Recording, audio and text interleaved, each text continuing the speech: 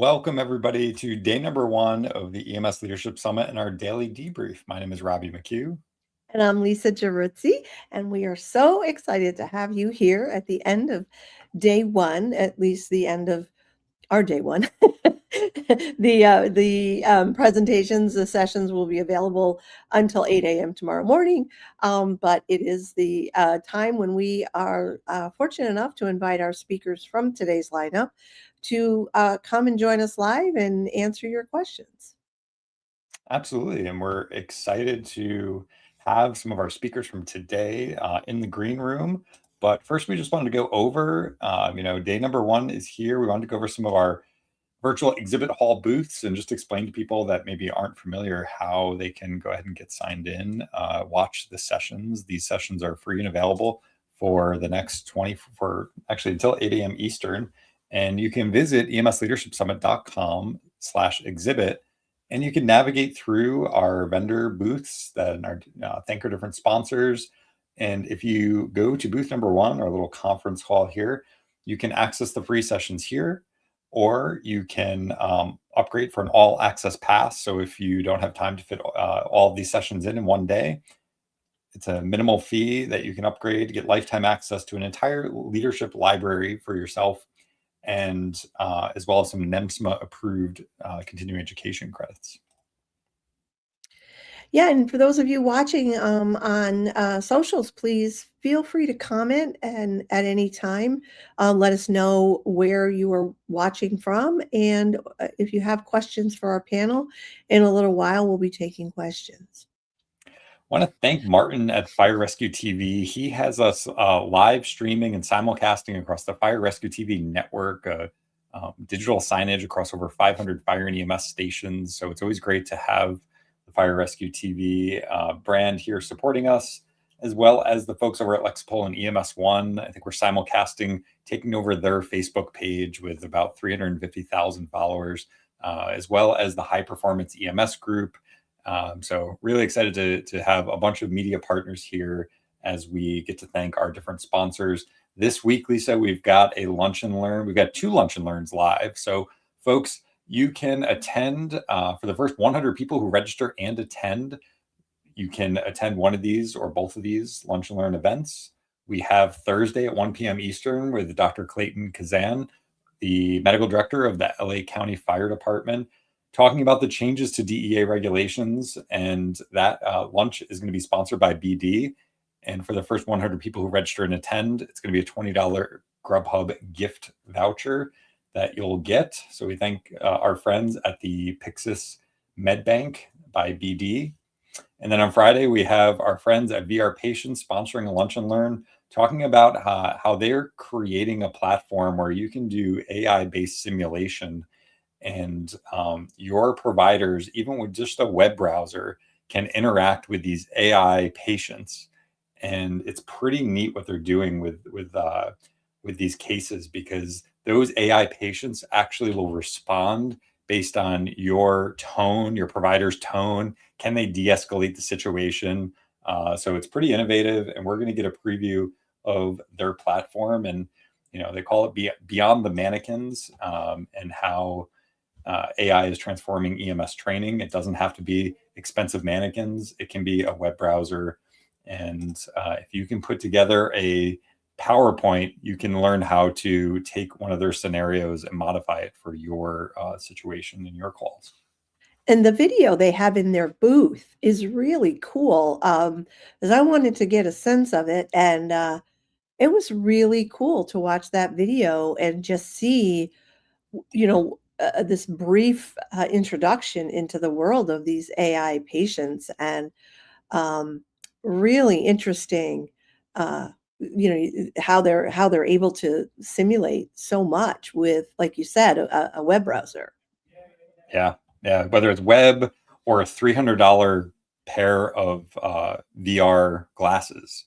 Yeah. Really amazing how much these technologies, the cost is coming down, and the advancements in technology. So just encourage folks to check out our virtual exhibitor hall booth over at emsleadershipsummit.com/exhibit.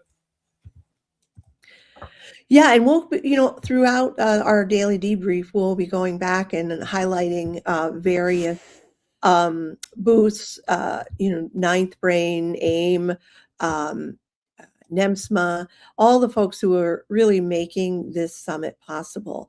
We're able to offer this for free, and our sponsors are really a large part of why we're able to provide these free tickets. So perhaps we can, come back to this, but maybe it would be good to look at the schedule of Yeah. today's sessions. So folks, over in booth number 1 here, our conference hall, you can also access a PDF of the sessions and speakers. And that is available here as a playbook. So we have not only messages from our different presenters, additional articles, we also have a full schedule here of speakers. So this is all of day number 1's lineup. This is a full lineup of the whole week and what you can look forward to, especially with the live lunch and learns, links to those sessions as well. But again, for our free pass holders, you can access all the sessions on day number 1 for 24 hours up until 8 a.m. Eastern. And then day number 2 sessions will premiere for day number 2. Yeah, and you'll get an email with the links at 8 a.m. tomorrow morning. So you'll have that to look forward to. We'll talk about tomorrow's speakers a little later, but today we had Lillian Bonsignor, who was able to join us last evening for a while. She's the new FDNY commissioner. She was formerly an EMS chief all during the pandemic and went into retirement and then was asked to come out, and she took that invitation. So Robbie and I had a wonderful conversation with Lillian about her first 100 days and what she's up to. And I've been receiving emails all day today about what a powerful conversation we had with Lillian.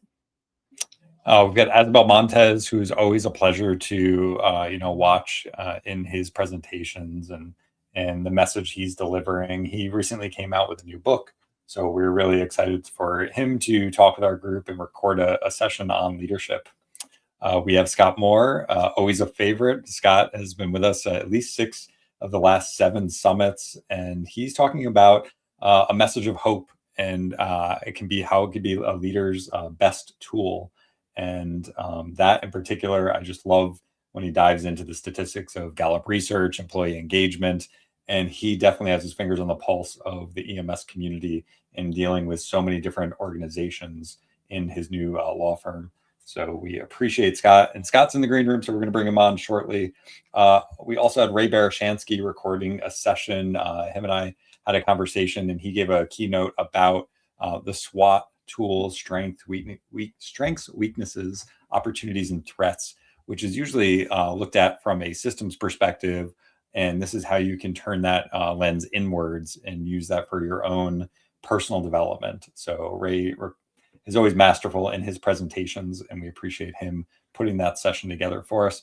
Last but not least is Andrew Holter, not only an EMS professional background, but also an organizational psychologist. And it's really great to hear somebody with those 2 backgrounds talking about what Lisa, you and I have been talking about for years, and just putting it in a systems perspective and giving some great visuals that I think all of our leaders can really relate to, and how we can redesign our systems to create new results and different results. And Andrew is scheduled to join us tonight. He will be hopping on a little bit later so that we can talk to him and take questions. So again, if you are watching us live in any of the socials that we're streaming on, please feel free to put in the comments where you're watching us from, and also any questions that you might have for our speakers. We have some folks who send some questions in, and we should be able to get to those, but we will take questions live as well. So Lisa, this year's theme of the summit was designed around the EMS One What Paramedics Want survey results from 2025. And what that survey found was that burnout really ranked number 1 in what was on the minds of frontline providers, what was on the minds of leaders and people filling out this survey. And the typical results that come in, leadership, recruitment, retention, funding, burnout, skyrocketed to number one. So all of our sessions have a bit of a through line and a theme around how do we address it both at the individual level and at the systems level. So yeah, and we really wanted to also focus on, how can leaders impact this? So as leaders, we have the opportunity every day to make changes, and sometimes we look at it from this big lens of, how do we, make a difference, and of course that's important, but also what's important often is the everyday things that we can do to make a difference for the people right in front of us. And so I love that, that intersection of what paramedics want, and also how can we help leaders to be leading in ways that make that kind of difference. absolutely. So I guess, Lisa, without further ado, we have folks in the green room. We've got Scott Moore. I'd love to bring him in, and let me just do that here. Scott, welcome to day number one. It's great to have you on again. Yeah, thank you so much for inviting me. I appreciate the opportunity. Well, we love having you, and we know from your presentation that this is your favorite part of the summit, is when we all get to talk. It is. I think, I often wonder why, in-person events don't try to do something like this as well. And although I know I shouldn't probably sort of promote that, because then this thing that I think is pretty magical at the end of the day is it's nice because you get to sort of tie, one, us speakers don't often get to interact with each other at all. And then it's also nice because you get to tie the various topics together and try to sort of summarize it for the people who maybe haven't yet watched the day's videos, but get to come in on this session and then go back and sort of digest. Yeah, absolutely. And we didn't do this the first year. I think we started in the second year. We started, could we do this? Could we create an opportunity not only for us to engage with the audience, but for the speakers to engage with each other, and sort of have these meeting of the minds, if you will, and conversations about these really important topics. And so it's kind of best of both worlds, where we have the, the presentations that people can watch at their convenience, right? They have 24 hours, or if they have a lifetime, all access pass, lifetime access, but to be able to come and actually hear the presenters to, answer questions. I just think it is my favorite part as well. Except when I get to interview presenters. Yeah. I love that part too. That's such an honor to do. So anyway, your presentation in particular, what I wanted to say is, I've been doing leadership and performance work for just about 30 years now. And yes, I did start when I was 9, in case you were doing the math, Scott. But hope was a dirty word for a lot of years. It's like, oh, you're Pollyanna, you're not realistic. If I heard that once, I heard it a million times when I would talk about, possibility and opportunity and, creating a vision. It was met with such disdain, and not only in EMS, but in, I think, every single industry, maybe except for when I did work in like nonprofits with, social work types, right? But, and to see now, to have your presentation so powerfully make the case for why hope is such an important aspect of leadership. Yeah, it's funny. I got to give some credit to Steve Worth. Steve Worth and I, through the pandemic, spoke, if not every day, at least several times a week. And we were chatting about some of the things that we were seeing. And,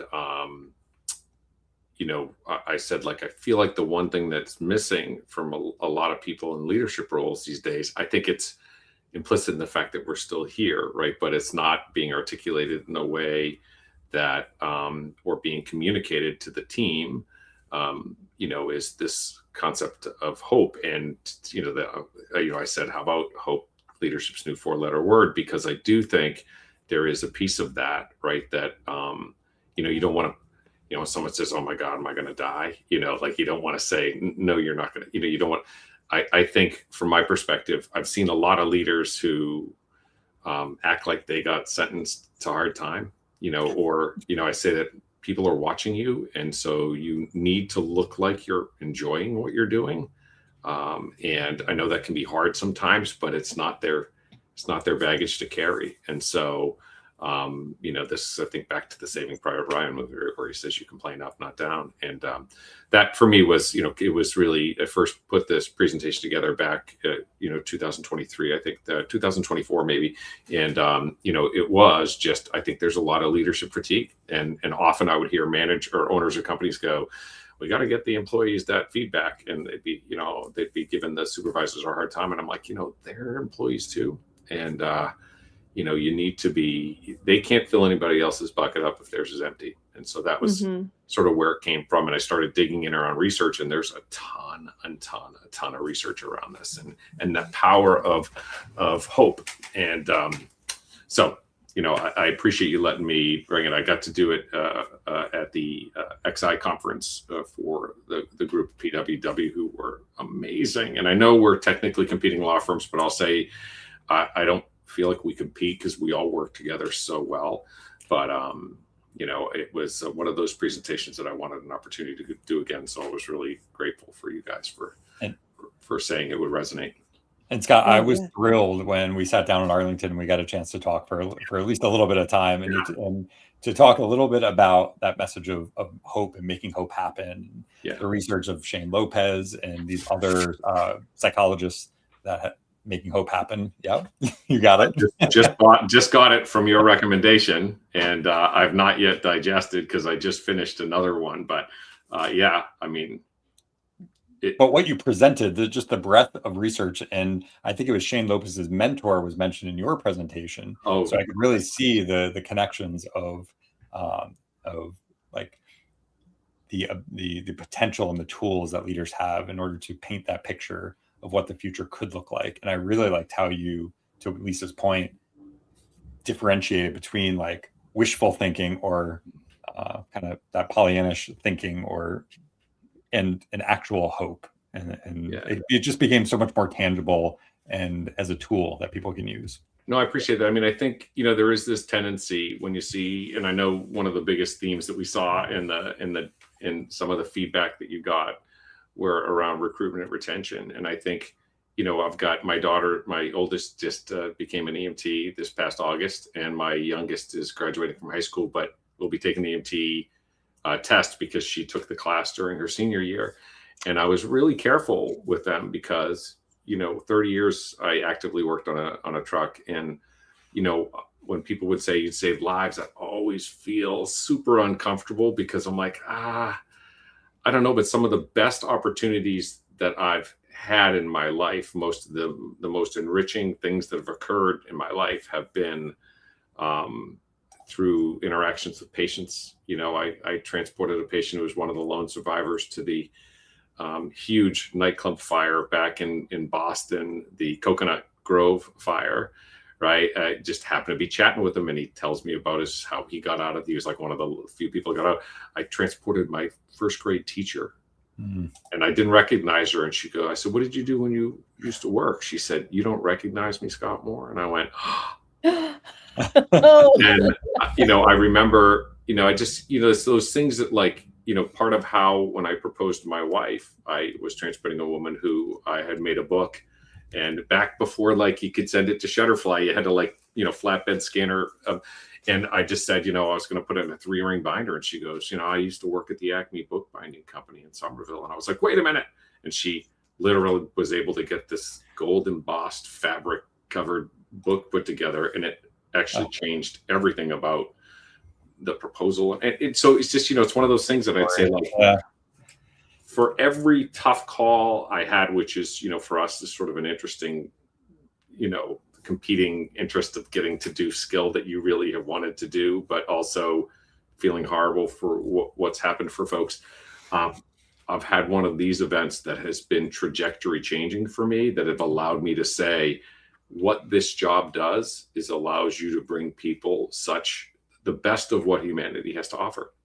Mm-hmm. So, that for me is one of the things that I'd go, even if tomorrow, now that I got my knee replaced, someone said, hey, you want to come back and work on a truck? I'd have to give it a long, hot thought, So I appreciate, I do think there's this, must be, nice to, but I think it's a function of changing the filter through which you deliver messages to your team, right? As I say, go back and look at your emails that you've sent for the last month and just do a column, positive, negative, right? What was the voice that you used? And I think from my perspective, I think that's one of those ways you could do your own audit of what kind of messaging you're doing in your team. Mm-hmm. Absolutely.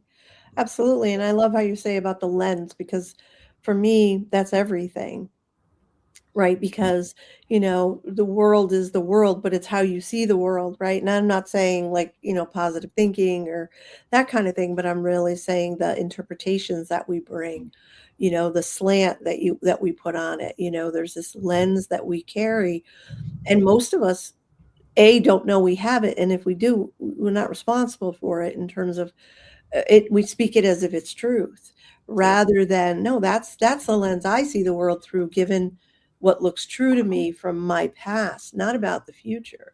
And for me, the possibility of hope is, that what's happened has happened.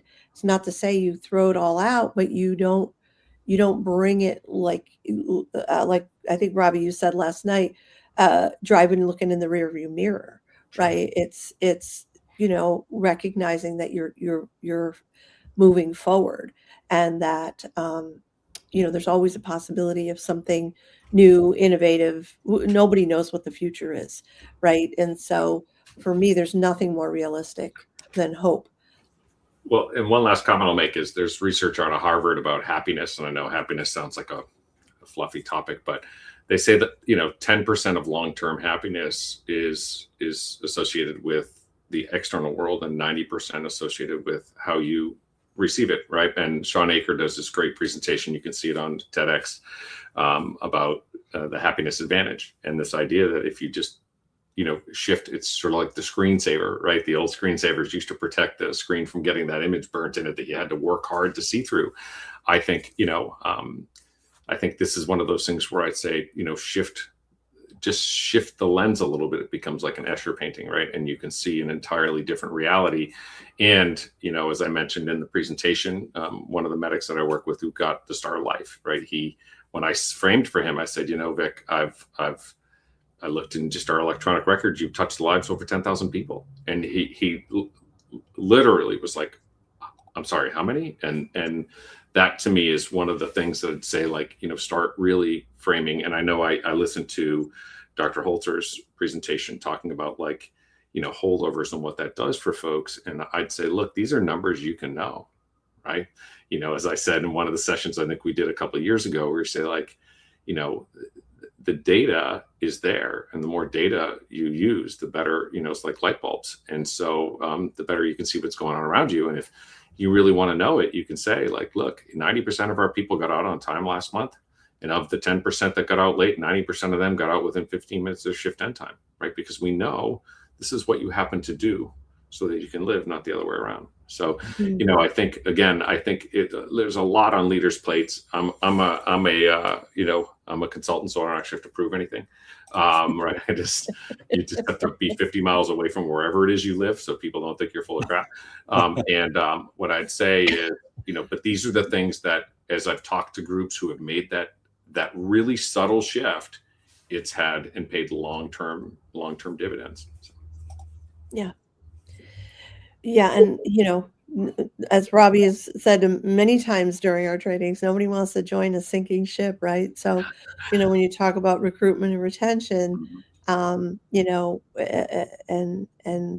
flavor of the experience of being in any particular organization, just sort of seeps in, and from leadership and from, what's sort of acceptable. So, I think that it's not something to take lightly. It's really something to explore and experiment with. That's the thing.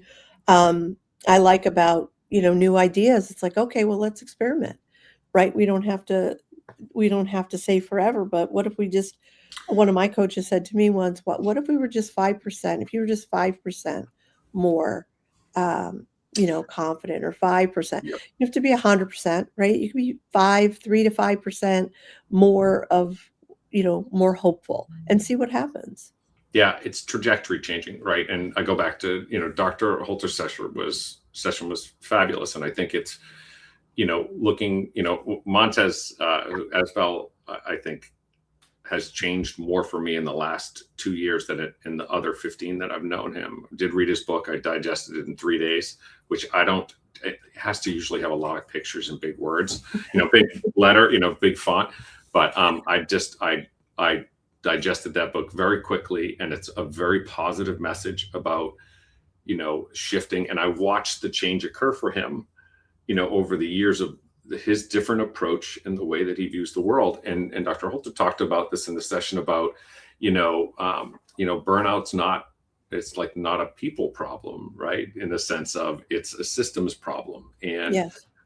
If we're chewing through people, this stuff is predictable, right? So it's unforgivable not to address it. And that's sort of my point, Art. If you're a leader who is choosing to pretend that the thing isn't there, again, I've been at ambulance services where someone's like, we have great equipment. I'm like, that's like a hotel pitching that they have beds, right? And sheets and pillows. We have pillows. Come to our hotel, we got pillows, and shower, right? So to me, it's like, that is not the message. What you want to talk about is what your life going to look like if you come here, if you join EMS. My life has been so enriched purely by the interactions I've had with not only my colleagues. Today, I was walking my dog around the outside of the office, and I bumped into 2 people I worked with on the truck since the early 90s who happened to be picking up EMS Week t-shirts downstairs, one of the vendors downstairs. And we chatted for like 20 minutes, and it filled the cup right back up, right? And I was like, oh my gosh, this is so great. I just think that, there's this tendency. EMS is one of those jobs where we tend to forget, like in relationships, you forget the bad stuff, and you go like, yeah, she and I got along real good. And your friends are like, I don't think your memory is as good as mine is. EMS, we do the opposite. We're like, man, that was tough. And I'm like, no. I've had a more colorful, more meaningful, more impactful life because of what EMS did for me. And this is a kid who dropped out of college with 1.4, right? Like, it actually changed, and trajectory is an important thing because big changes feel hard. Little changes are so easy, but have really big impact and are more sustainable long term. So, anyways, I will. I know you got other people sitting in the green room up here, and I'd love to bring Andrew in because you're mentioning his. It was fabulous. Yeah, love it. And there we are, Andrew Holter. Thanks for being here. Hi, Dr. Hey, good Holter. evening, Thanks for everybody. being here. Evening. How are you? Good evening. Thank you for being with us. Scott set the bar really high now, so I'm a little. Yeah, so I like you have your name. Mine's right there from my turnout gear. Right? Oh yeah, I should move it. I should move it in the front. But when I finally stepped down from the fire department after 18 years, because my knee was junk and all that, they were like, "You want your thing?" And I'm like, "Heck yeah!" And I got my accountability tag right there. I'm just waiting. They just built a new fire station across the way, and if they blast the horn 3 times, that means I get to leave the office. Right, it's just an all out, right? That's all it is. Anyways, but yeah, Dr. Holter, I loved your session, and I could not have agreed more with, many. In fact, I wrote down a bunch, like role ambiguity. What does success look like? I think, right, redefining what successful patient encounters look like, redefining what professional success looks like for a person. So, and by the way, don't presume they know, because again, when you tell them come here, how do they know what being great at their job looks like? And if you define it by lives saved, well, they're already screwed. Pardon my language, but they're screwed. If you define it by number of patient lives impacted, number of, number of, maybe I never had a field delivery, but again, I'd say like first person they ever laid their eyes on in the world that they will live to see the year 2300. Right, or 2,500, hell, I don't even know what year. 2,100. Yeah, 2,100. Sorry, 2,500 would be impressive. Just Maybe for, with the advancement of science. Who yeah, knows? yeah, Math. yeah. That math isn't mathing, Scott. You know, there's a reason I'm a lawyer, not an accountant. Yeah. Right. So, but you know what I mean. Yeah. So Andrew, I'd love to hear a little bit about your background. Of you shared a little bit about it in organizational psychology, but how you went from being in the world of EMS and how you've kind of combined those two passions as we, are tackling these issues of burnout. I think there's so many lessons we can learn from your session and the idea of psychology in general. Yeah, I mean, for me, my path has not been linear by any stretch, and I kind of touched on that in the session too. And I didn't necessarily know what I was looking for after completing my master's in public administration, and I knew I wanted to do something, and like I said in the session, I kept coming up against problems that I didn't really understand how to fix. I didn't understand the best way to go about it. And, this is long before I could just chat GPT it. So, I started kind of digging in to figure out what I could study, what I could go to school for, what area kind of address some of these things.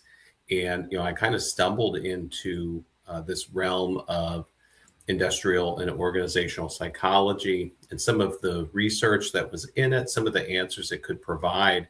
And at the time, I had just completed grad school and I was a chief paramedic. I was young. It was my first, kind of executive level position. And I was doing great on the numbers side of the house. And I was struggling on some of the other sides of the house, some of the culture pieces, and having a hard time figuring out how to connect those dots. And so sort of when I needed it most, I found organizational psychology, and I just kind of fell in love really with the field and what it could offer me as a person, as a leader, wanting to be, the best leader I could be, but just also how to approach questions I had or leadership challenges I was having in EMS, and sort of reframe them and find a different way to answer them and come up with solutions for them. I love that. We do have some questions that we've been receiving by email. We'd love to throw those out to the panel here. And let's see, the first one we'll put up there. Lisa, if you want to take that one. The first question. Yeah, no, sure. Okay. So one of the questions we had a few questions around, younger leaders, younger people coming into the organization. And one person in particular asked, how do we train the next generation of leaders, creating succession, but also without bringing all the baggage of the past with EMS, but to, have more hope, have more of a systems approach. How would you answer this question, Andrew? Yeah, I mean, it's a great question, and it's the right question, right? I think that, for the reason this exists, right? You guys are in your 7th Leadership Summit, is because there's a gap in how we train upcoming leaders across all public safety domains. And so I think it is really important that we try not to look at it as a generational divide. How do we train the next generation or younger people to do certain things, but how do we address the gap in general of leadership and getting people ready to take that step? One of the things I always kind of complain about is that the general approach is we take a technical expert who's really good at their field and put them in charge of all the other technical experts and wonder why like our failure rate is like 80%. Leadership in of itself is kind of a technical field, and just because you're a great accountant doesn't mean you're going to be great at leading all the other accountants. And so we have to take a deliberate effort to identify what we want our leaders to look like, as far as their behavior, their conduct, how they carry themselves, what their mission and aim is, and aligning them with those things and giving them all the tools we can long before we ever ask them to actually do the job of being, a field supervisor or whatever the case may be.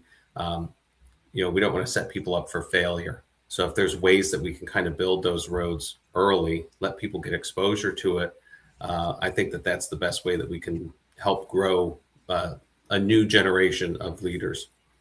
Yeah, and Lisa and I often talk about the idea of how do you build a bench of leaders? Don't wait until that person gets promoted and give them that gold badge. They're going to go out and do a bunch of damage potentially. Give them a few tools for the leadership toolbox ahead of time, and save yourself a lot of headaches. And we know that the research has shown that people's, like, how much they look forward to coming to work there's a direct correlation between how their supervisor interacts with them. So it should be no mystery why we should invest in our people sooner than waiting. For sure. Yeah. And it's a huge, there's so much out there now. And I think that that's kind of part of it too, is it gets overwhelming, like where to start with material. Anything's better than nothing. You just throw that out there. But, I guess take care and do your due diligence and, curate things properly as best you can to give people as many tools as they can have when they step into that role. There's a lot of pop psychology and pop leadership stuff out there too, which can sometimes be damaging. I see a question about feedback and morale. I'll pitch a segue to that. A lot of us were taught about the feedback sandwich. Here's a compliment. By the way, if you could work on this, that'd be great, but you're doing great at this. And it's an absolutely terrible way to provide feedback. But so many of us have heard to do that somewhere. Yeah. And the love sandwich, as we like to call it, right? The love sandwich, which is, the negative thing with the love thing in the middle. I mean, the positive thing with the negative thing in the middle, and then positive thing. That's more about the person delivering than it is about the person receiving, right? It's that you feel uncomfortable delivering and being direct and honest with people. And usually it's because you haven't been direct and honest. You haven't set expectations. And now you're having to come in, show up in the ninth inning and try and tell people how they should have played the game when you hadn't laid out what the rules were. And, I think to your point about when we should be laying out what the path looks like, right? From day one, what the expectations are, the knowledge, skills, competencies, behaviors, because, sometimes people come in and then, they're surprised, one, because of what they've watched other leaders do, but then number two, because no one has told them, one, they haven't acted, this is like a most likely kill you tomorrow, Dread Pirate Roberts, right? Like, you should be telling people our expectations should be here for a long, we're going to make a path for you all the way to chief. And here's what you need to do, and we'll help you develop those skills step-by-step trajectory, right? And at the end, 10 years from now, you'll be in a position to, you might be leading the show from an operations thing. So, I mean, I couldn't agree with you more.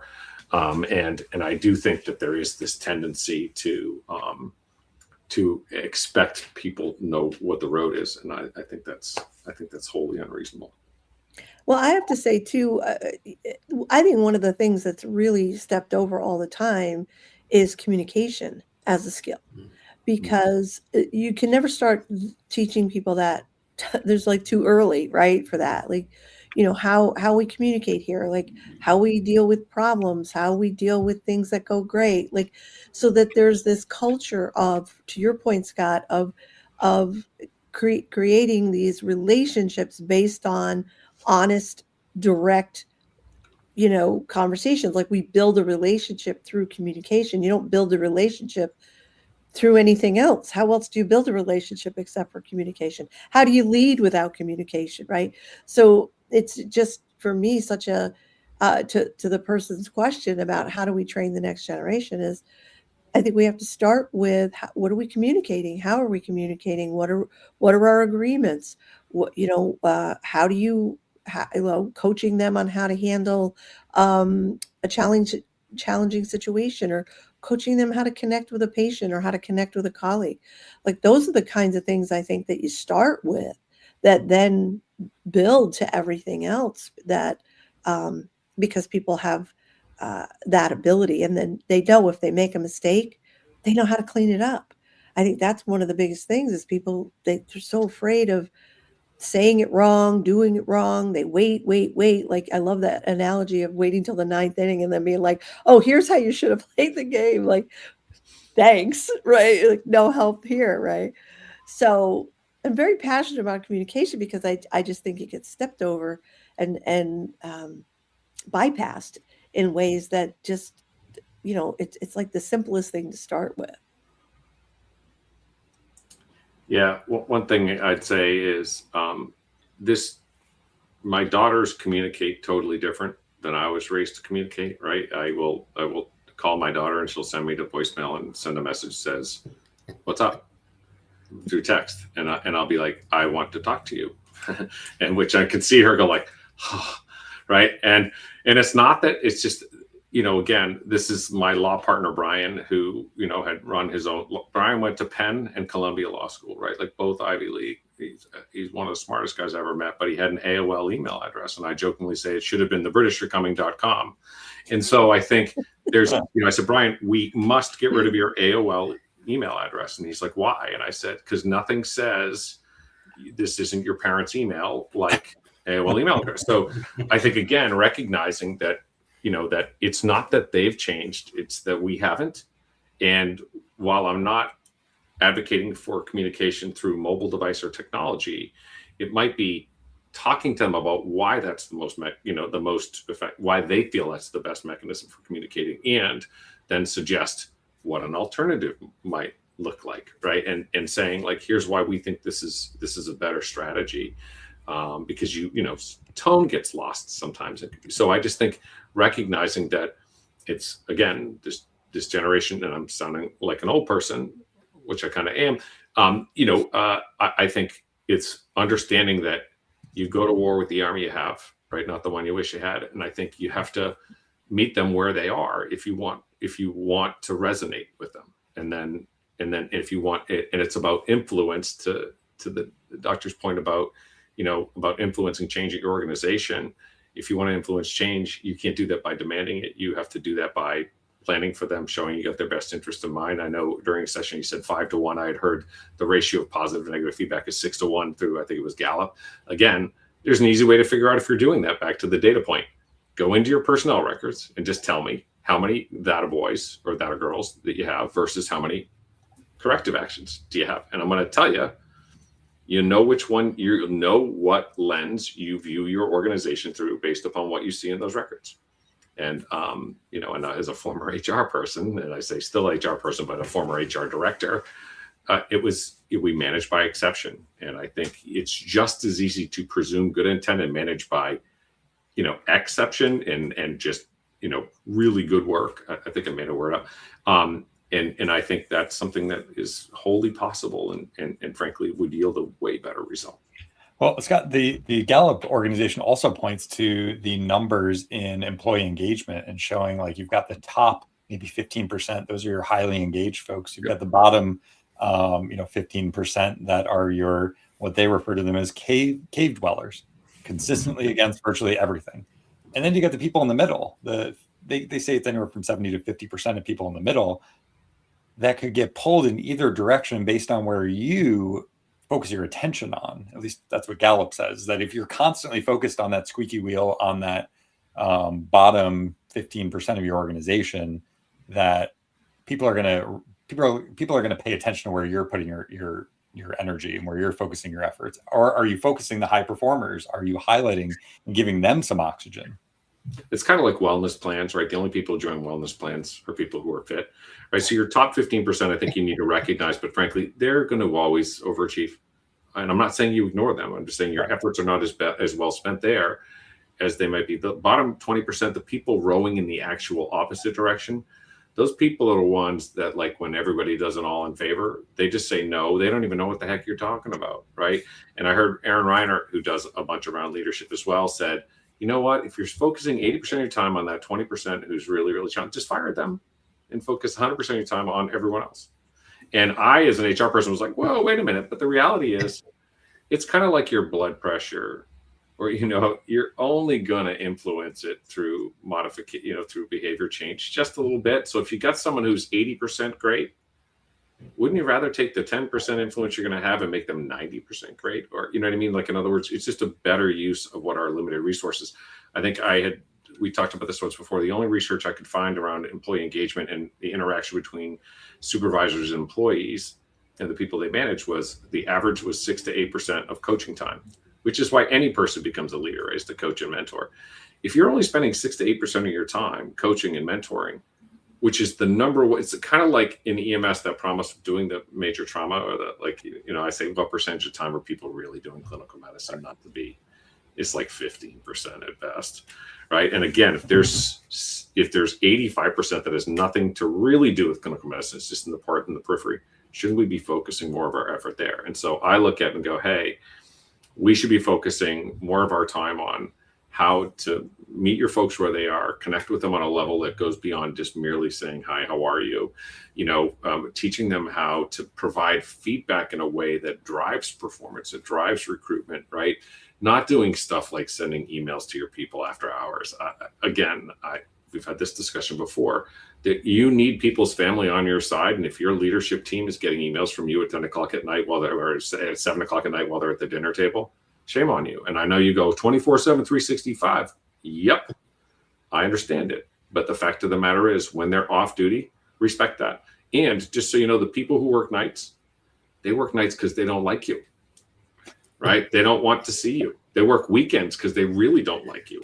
And so leave them alone, right? And send them messages during the normal business time. And again, I say that tongue in cheek. That's not necessarily true. Some people dislike that. But again, what I'd say is, don't expect everyone to have the same level of commitment. And just because you've decided you're going to work 20 hours out of a 24-hour day, that's your decision. Don't make it theirs. And to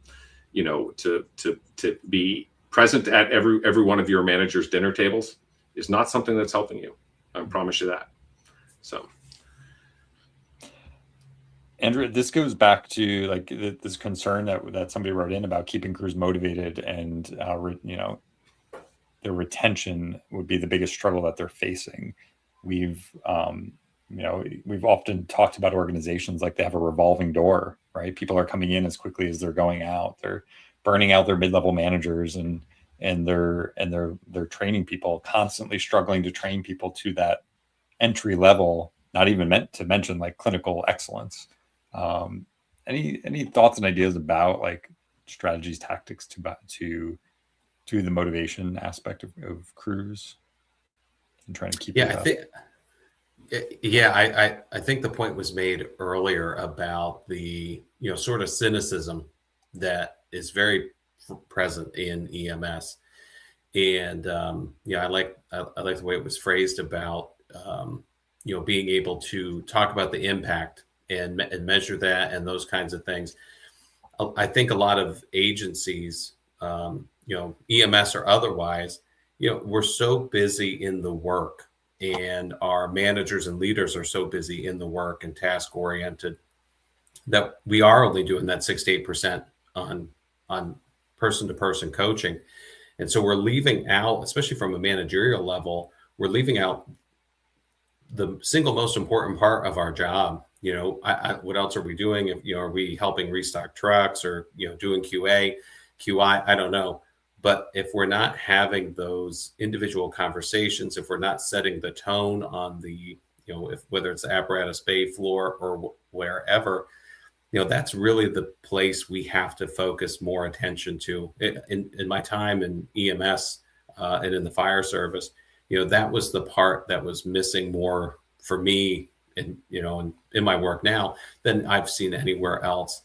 And then trying to create that alignment across those leaders, I think there's so much that we can do that we don't have time to talk about, but so much that we could do as far as, creating, like you talk about communication, creating clear communication, driving alignment, having clear goals and clear expectations. What does good look like? And if an organization starts to really iron these things out and align their leaders, you'll see that retention problem at those frontline folks coming in the door start to go away, because those frontline folks are leaving because they're interacting with everybody and they're like, wow, this place sucks. Everybody hates their job. I don't want to be here either. This has been terrible. So if we can, find ways to sort of fix that culture, we have to be very intentional about it. Like, this is what we're setting out to do. We can start to eliminate that stuff. I mean, oftentimes I tell leaders, like, you want to be part of the crew. You want to be able to be authentic with people and be yourself with them. But there's a line in the sand for everybody where you have to draw the line. If people are just beating up on the organization that day or whatever the case is, where you're going to reel it in for them. And there's certain places that you're not going to let people go. And I oftentimes find leaders at the kitchen table or wherever the case is, at the back of the truck outside the ER entrance, jumping right in with the complaints of the day and things of that nature. And just kind of getting this whirlpool of negativity with everybody. And that sort of sets this culture now for your agency. And that's not what you want, especially if fresh people coming in the door. Yeah. And then how can you go and, coach someone when you're part of the club of ain't it awful, right?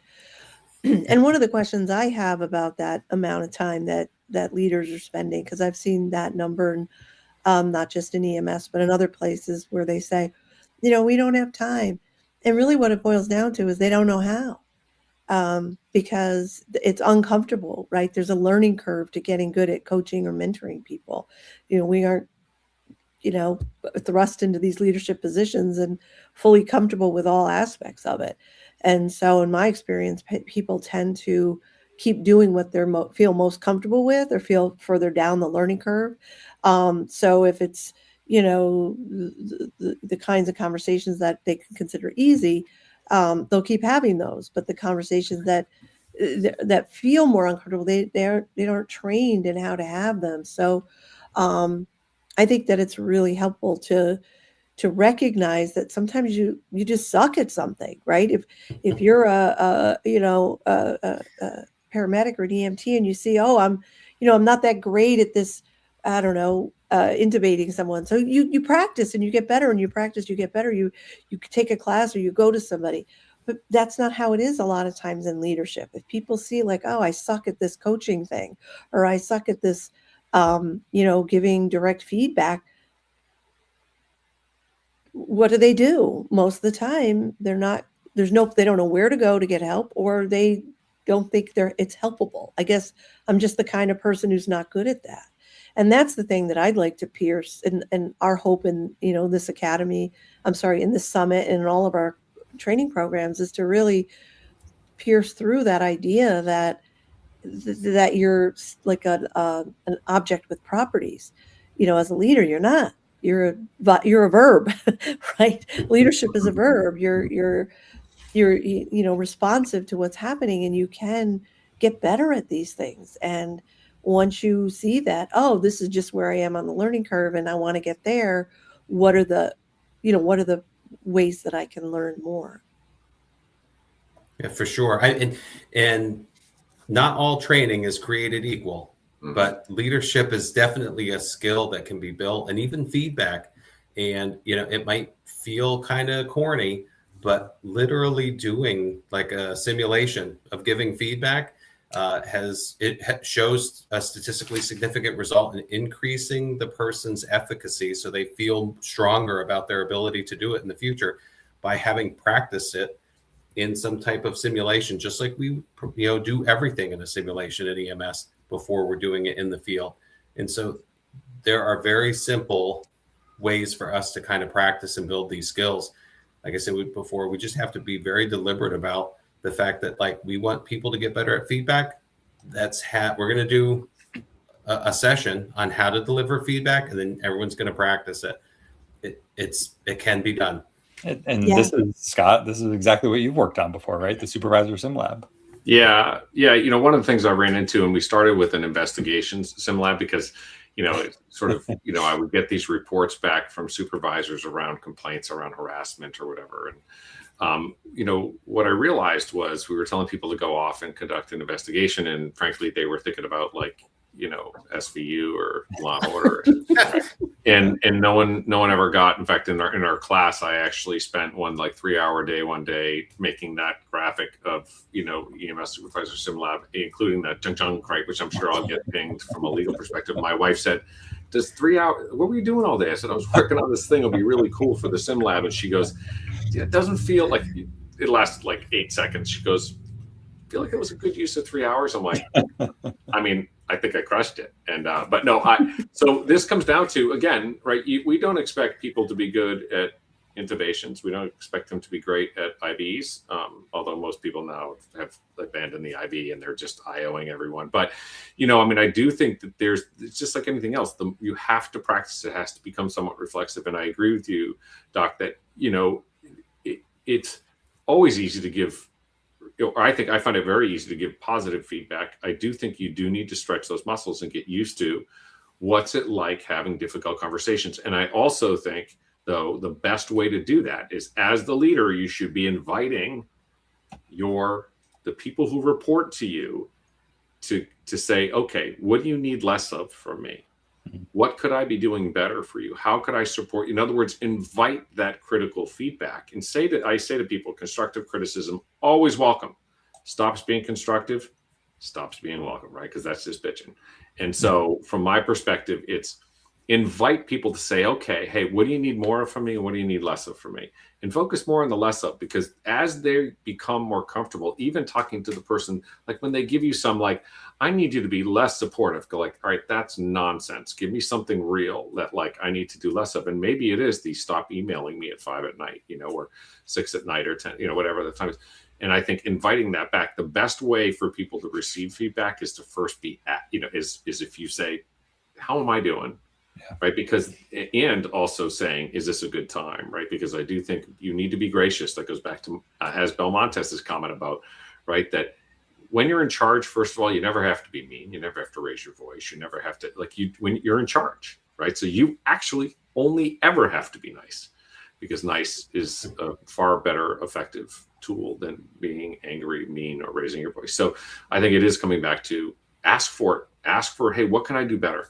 And that then brings this, hey, we're a critical feedback kind of organization. The nature of our relationship is we're always wondering what we could be doing better. And doing better is not an insult, right? It doesn't mean you're doing terrible. It just means there's room for improvement. And that's not an insult. And today, as I said, like my kids will be like, can I live my life? And I'm like, I asked you to empty the dishwasher. Or I said, like, please stop leaving your stuff outside your room like you're in a hotel. No one's here to pick it up. And now my kids are so used to that they're used to that. We're going to have, I want to know, what could I do better as a dad? And they let me tell you, they don't hesitate.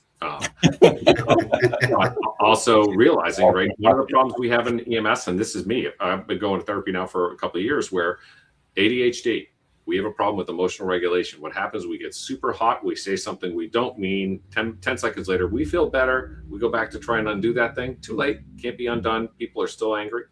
And with my kids, I used to go back to apologize, and they wouldn't accept my apology as graciously as I thought they should have. So like I'd then again double down, it's a double bogey, right? I'd make a bad decision followed by an even worse one. And I'd get mad about that. And they'd be like, you know what? I'm done with you. And so now, right, realizing that, hey, I think about what how is what I'm going to say come across? How will they receive it?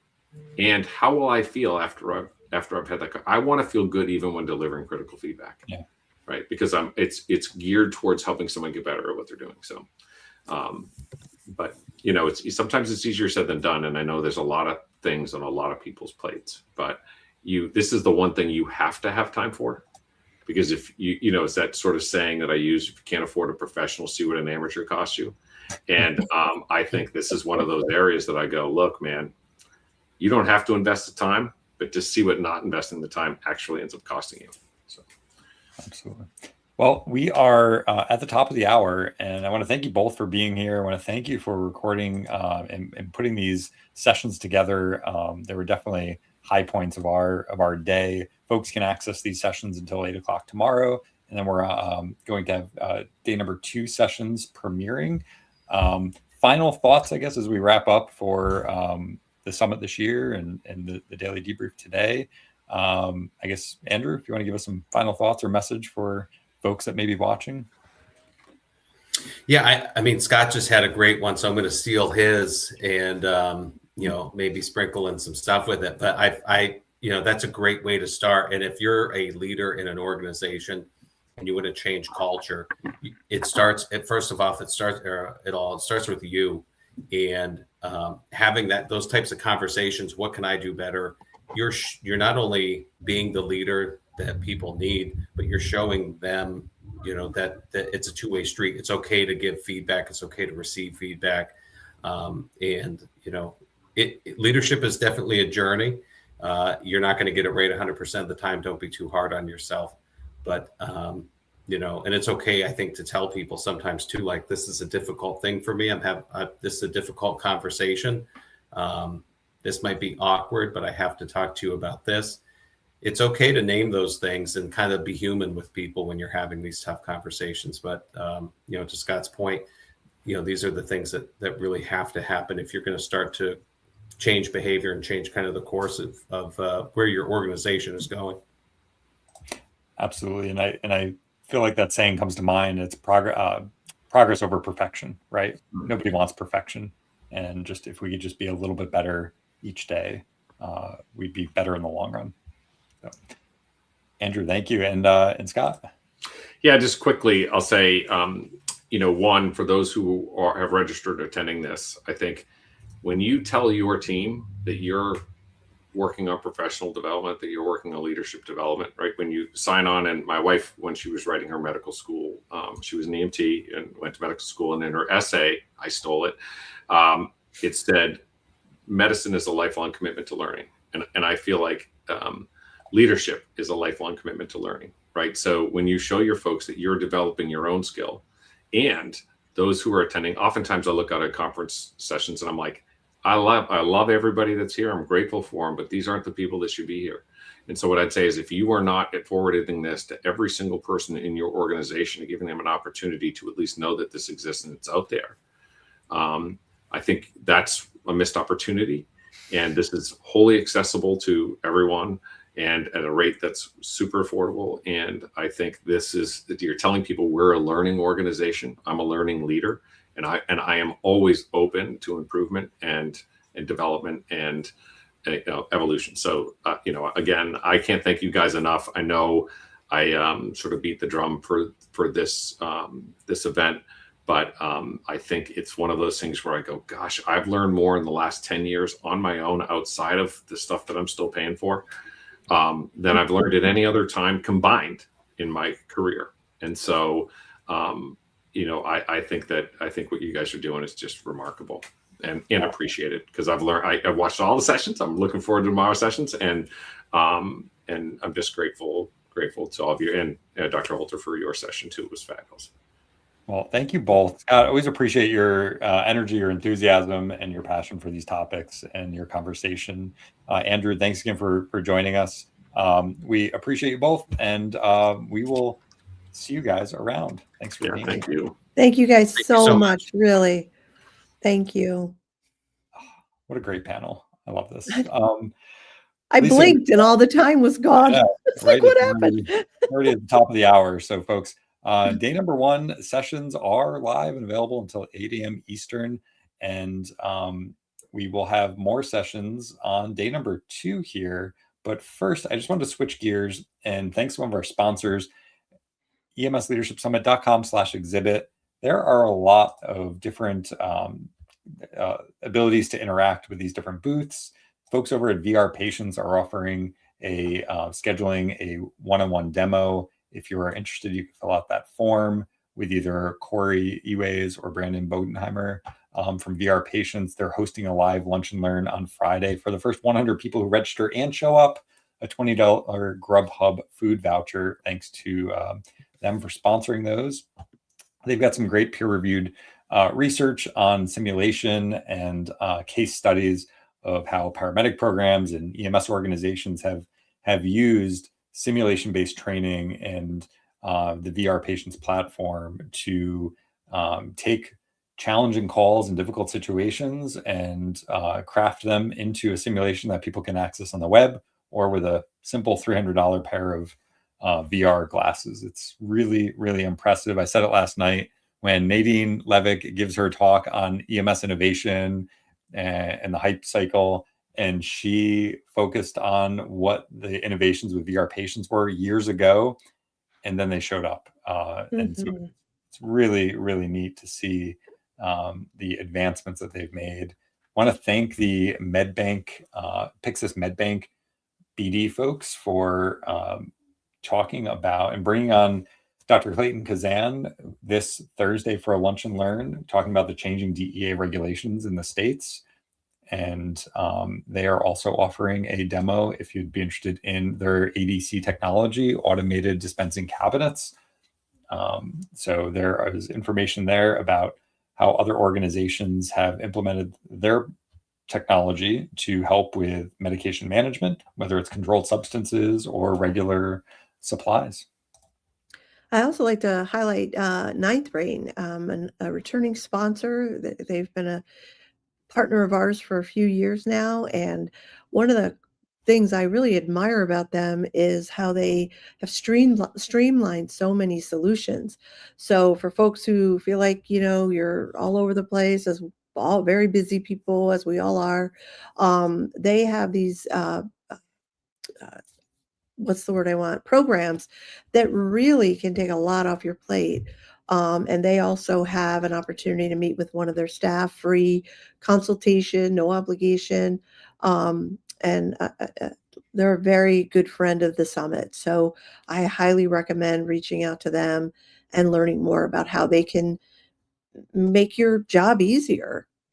Lisa, you and I often talk about systems, having systems in place, and this is a system of systems. You want to have a learning management system and quality improvement. You want to do accreditation tracking and employee health, and to create your own forms and checklists.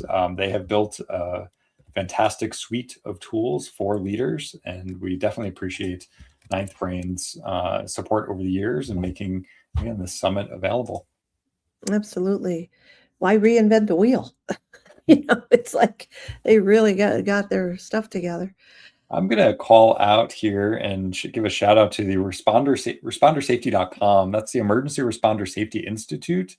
They, for years, have been putting together programs that are free and tailored specifically for different areas of responders. So they have a free traffic incident management TIM training certificate to give both awareness and operations level training to our EMS folks that are on busy highways and roads and that are susceptible to those dangers. So definitely check out the respondersafety.com and all of the resources that they've put together.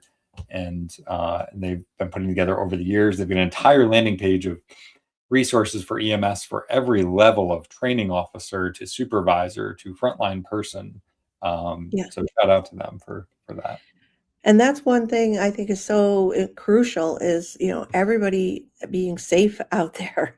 And what they've put together really is so comprehensive to help people understand. And, the more they understand, the safer they can be. Absolutely. Another shout out to Martin at Fire Rescue TV. This program is simulcasting across over 400 fire and EMS stations throughout the country, as well as the Fire Rescue TV network. And if you're interested in digital signage and information screens, feel free to reach out, fill out the form, reach out to Martin. Here's his email address as well. And you can have a conversation about their program. And let's talk about the Resuscitation Academy. I'm so inspired by what they provide and that panel discussion video that's up there. But this is something that you can bring to your organization and have people rally around. It really is amazing to watch as people focus on this very important issue.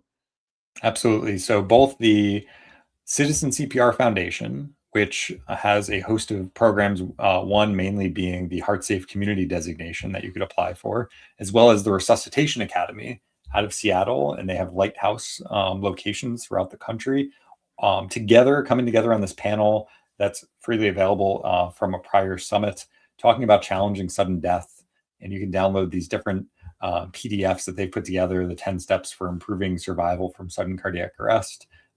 So very simple recipes to follow that will improve your survival. And David Hiltz is featured on there, and Dahl, Jim Souza, and Tom Ray. So really great pioneers in the world of resuscitation, as well as a little clip here from the 6 Minutes to Live folks, and Tom Bouthillet, Hillary Gates, and that they've just been putting together such a great organization focused on advocacy. So they have a pretty powerful story to share, along with Bob Davis, who was a reporter covering the news 20 years ago, writing reports about how communities were really failing in the world of resuscitation. So, and I just want to remind folks that every single one of these booths has information in it. Robbie just showed some of the PDFs there, but every booth has information that you can download. This great phase, formerly known as Binder Lift, they have free what's the word, trials. So really request that people go into these booths and just see what's there, just like you would at a live in-person conference, right? You go up and you check it out. Really cool stuff that people have put together for these booths. And AIM Software and Systems. AIM has been a great supporter this year of the EMS Leadership Summit, and they are a software company that also is very much involved in doing in billing services as well. So whether you want to bring your billing in-house or help with management, they're offering a free demo and trial, an overview of their software suite. There's a case study in here about how they're reducing this one ambulance service brought all of their billing in-house and reduced their claim denials.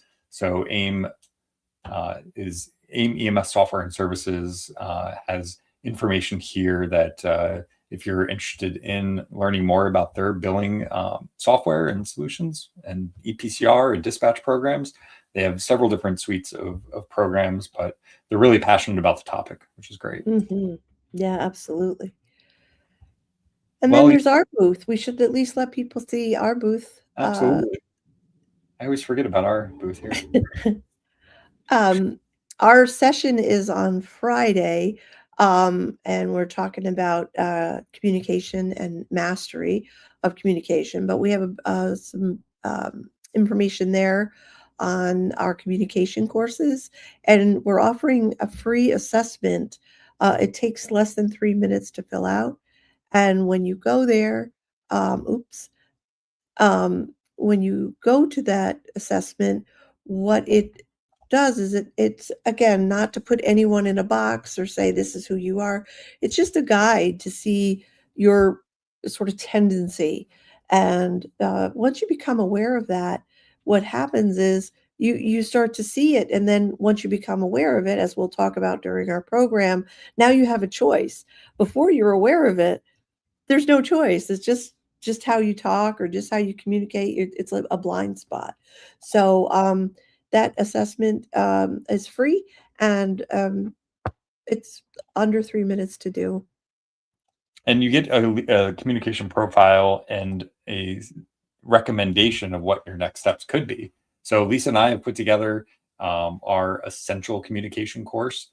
That program has been taken by over 1,000 EMS leaders, and it is just incredible to read the survey feedback of what people get out of that. What we used to call the mini course, but it is the essential communication course. And we're releasing with the summit our advanced communication course. So emsleadershipsummit.com/advanced as the next step in kind of this evolution of training. Yeah. So what else? I think that's about it for tonight. We've got day 2's lineup. Oh yeah. Here. Give me a moment to pull that Yeah, up. we have Dr. David Daniels tomorrow. He is an OG, as he likes to remind us. He was at our very first summit, and he has the distinction of also being on our safety summit that we did in 2020. We actually did 2 summits. We did a 2-day safety summit, and David was a part of that. And then he was later part of our very first, well, no, I'm sorry, our second regular leadership summit. And so he's been around, and he's always offering something powerful. And he's gotten his doctorate now, and he's done his thesis on this idea of psychosocial hazards. Really great conversation he and I had. And then Chief Gilchrist, who, man, oh man, is she something? What a She powerhouse. Yes, she is the chief of the Pittsburgh EMS, and she took on turning this around, this organization around. They had um, very high turnover, as many organizations do, and she has now a waiting list of people who want to be a part of her organization. And she shares exactly how she did that. Yeah, and I mean, I feel like we should be just on our soapbox about how amazing, like, that she buried the lead. Like, she talks about this and she casually mentions that, you know, they were able to just resolve it and now they have a waiting list. Like, they eliminated, they did certain, I won't ruin it, but they took certain targeted actions and were able to implement a few changes that created some massive results. So I'm excited for Yeah. everybody to watch Chief Gilchrist's session tomorrow, and we can talk about it more tomorrow on the daily debrief. Mhm. Chris Cebollero is back, also completing his doctorate Mhm. recently. Chris talks about taking the art of war and adapting it for EMS leaders today. So we always appreciate Chris's energy and enthusiasm when it comes to leadership topics. Yeah, We've he has a got- new book. yeah. This workshop is based on his new book, so very cool. And we have our comms panel. Alexia Jobson from Remsa Health joined us last night in our kickoff. Special thanks to Mark Tenia, the Richmond Ambulance Authority, as well as Rob Lawrence. The 3 PR and comms experts have been back. This will be their 5th time they've been back, and talking about tools in your toolbox for communications and PR, and as well as utilizing tools like AI, but also developing deep connections and relationships with your local news organizations, and how you can leverage both internal comms and external comms. So always love when that panel gets together and has an opportunity to share about what they're passionate about. And all 3 of them will be here tomorrow. They have all agreed to be here tomorrow during our daily debrief. I really also want to highlight Audrey's session. I know you spoke with her, but the thing I want to say, and then I'll turn it over to you, is this is one of the biggest questions we've been getting in the lead up to the summit, and she answers it for you. So Yeah. make time for Audrey's session. Yes, absolutely. Building that bench of leaders and capacity within your organization. Mhm. Audrey says she's a soft skills trainer, and she helps do leadership development, and she's done that in EMS organizations. She's done it in a lot of other organizations, but she's has brought it into EMS, and it was a great presentation. So Yeah. that's our lineup for tomorrow, folks. For day number 2, the sessions go live at 8 a.m. Eastern. And with that, I want to thank everyone that joined us, that joined us for day number 1, our daily debrief. Our panelists that came in today, Scott and Andrew, did such a great job. Yeah. Thank you, Lisa. Yeah. And thank you, Robbie, for all that you are doing, the behind the scenes stuff that nobody ever gets to know about. I just really appreciate that about you, and you make it all work. So I know we're partners and we both have our skills, but I feel like you're a magician, and I like to call that out. Ditto, my friend. All right, folks, head on over to emsleadershipsummit.com/exhibit and check out the sessions available today. Spread the word. Let people know this resource is out there. And we will And see it's you. free. Absolutely. It's all free, and why not share it? All right, and we'll see you all tomorrow. Take care. See you tomorrow.